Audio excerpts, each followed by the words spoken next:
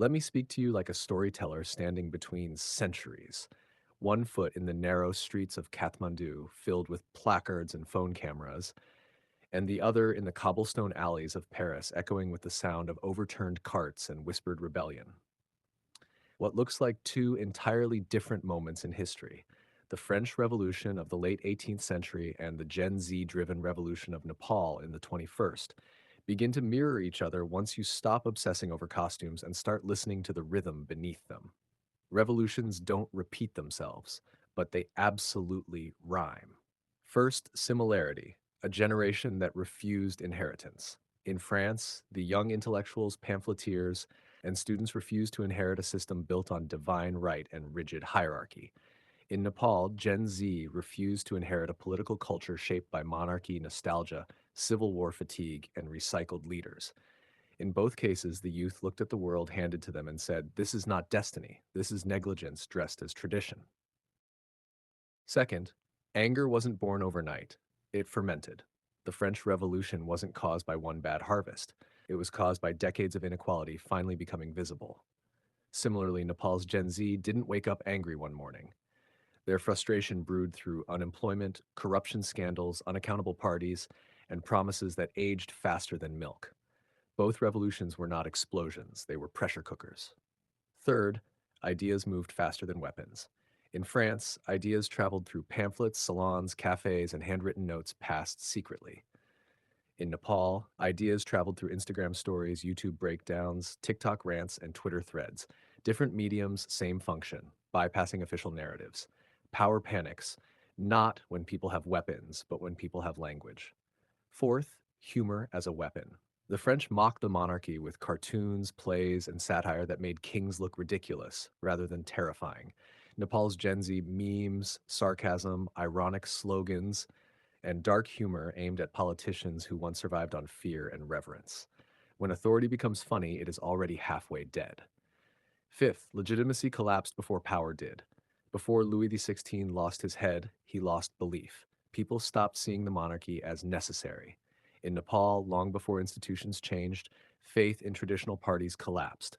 Elections still happened, buildings still stood, but moral authority evaporated. Revolutions begin not when rulers fall, but when people stop explaining why rulers should exist.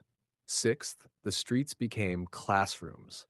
Parisian streets turned into open universities where citizens debated rights, citizenship, and the meaning of freedom. Nepal's protests functioned the same way. Young people learned constitutional language, accountability, budget questions, and media literacy, not in textbooks, but on asphalt under banners. The street educates faster than any syllabus when stakes are real. Seventh, old elites misunderstood the youth. French aristocrats believed the youth were naive, spoiled, and easily distracted. Nepal's older political class often dismissed Gen Z as online kids, unserious and impatient.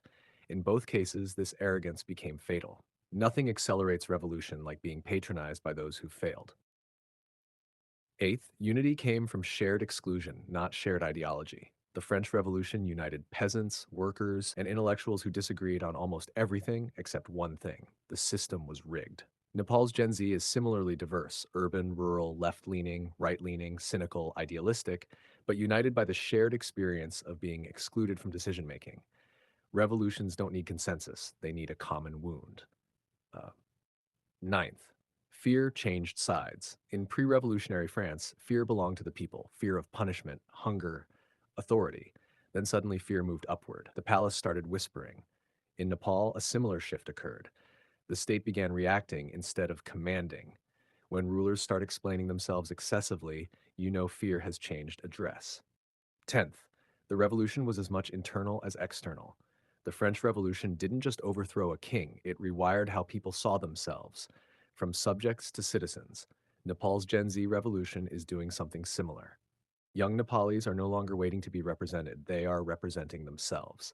The deepest revolution isn't against a system, it's against the habit of silence. And here's the imaginative truth that binds them all.